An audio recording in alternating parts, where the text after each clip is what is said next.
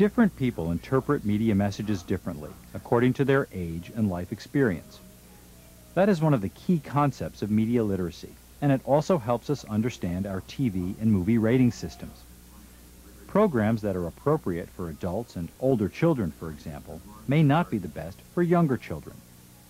Viewers benefit when they select TV and movies that are appropriate for their age, interests, and experience.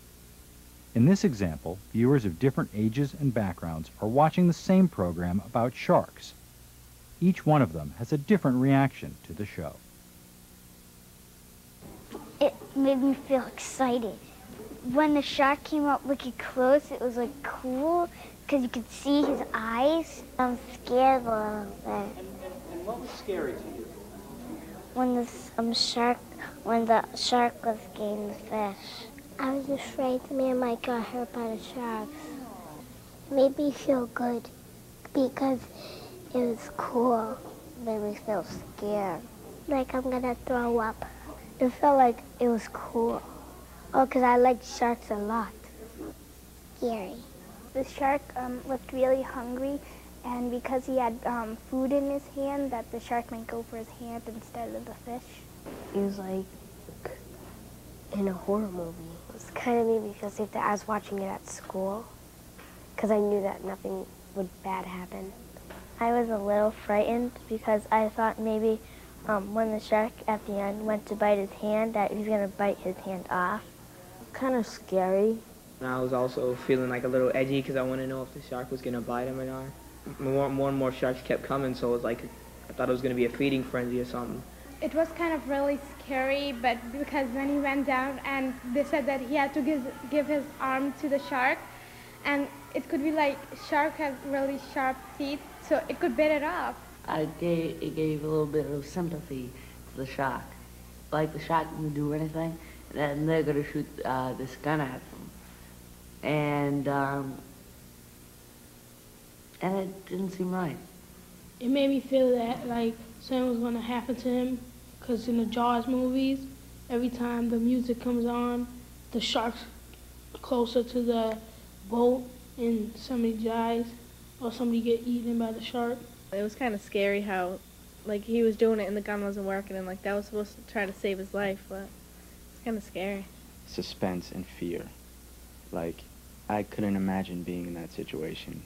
If the gun didn't work and the shark is right there, I mean, that's it, it's over. My life would have flashed before my eyes, and I could, in a sense, feel his fear. It brings fear, and having all the music and everything,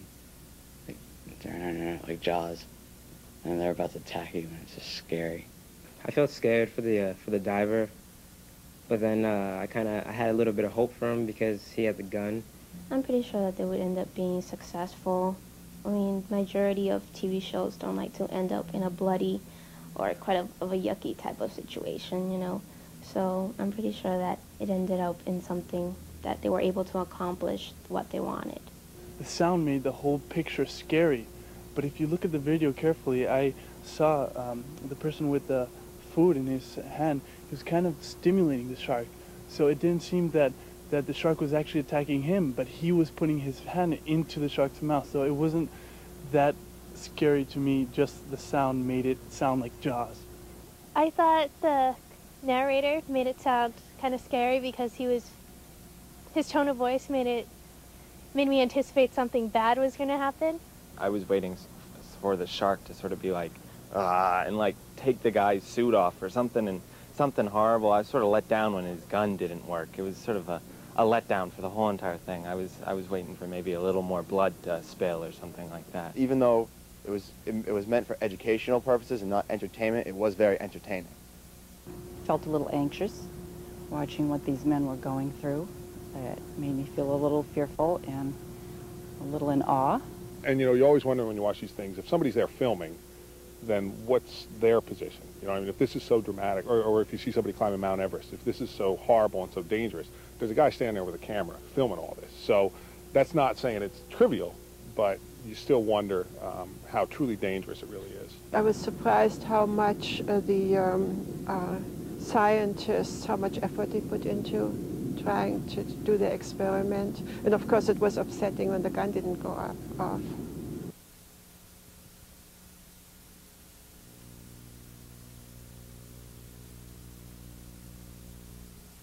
Using a stainless steel chainmail suit for protection, Marty's goal will be to lure the shark close enough to bite one arm while firing the repellent gun with his free hand. Although the chemical has been proven to repel sharks, the gun is untested, and Marty will only have a single shot, one that must be delivered at point-blank range to be effective. Sorry. Okay. Thank you. Slide it up. Slide it up here.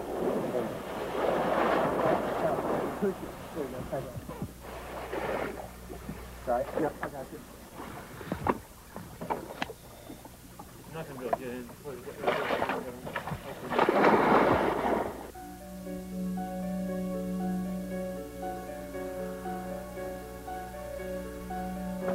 Marty will be joined underwater by Rocky Strong, who, without a protective suit, will observe from the cage. The scientists have launched the shark cage not only to protect Rocky, but to provide a stable handhold against the current.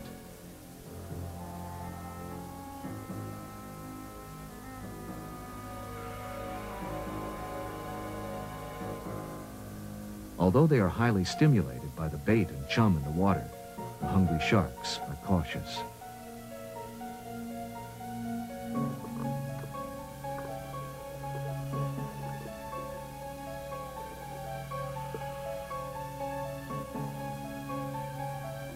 To lure the blues away from the bait near the boat, Rocky continues chumming from the cage, hoping to attract a subject to Marty.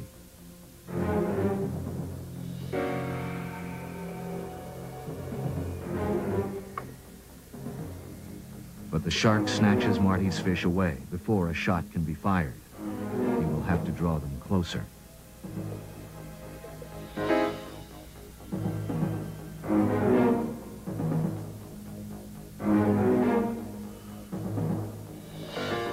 Meanwhile, an aggressive blue has moved in on Rocky. He must carefully evict the curious shark.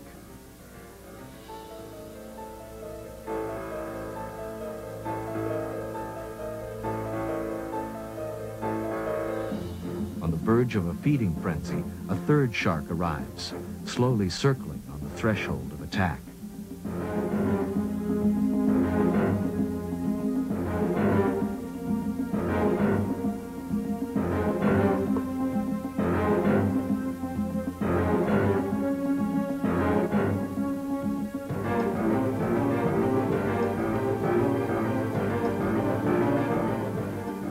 Pumping the trigger with his free hand, Marty is unable to fire the gun. Something has gone wrong.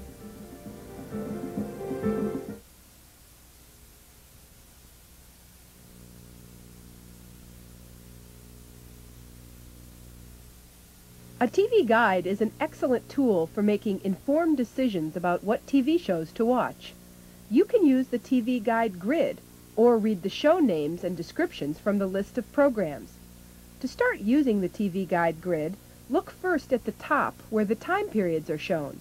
Find the time period that is closest to the current time, then read down the column until you find an interesting title. Go across the rows to find the name of the network or channel. If you have cable TV, you may need to go to the front of the TV guide to find out what number that channel is set to in your community. You can find out more about new and unfamiliar shows and movies by reading these descriptions. The TV guide also indicates the quality of the movie, with stars. You'll see the TV ratings for each show, too. Many programs have short descriptions of the episode. These can be useful if you want to watch a favorite episode or don't want to see a rerun.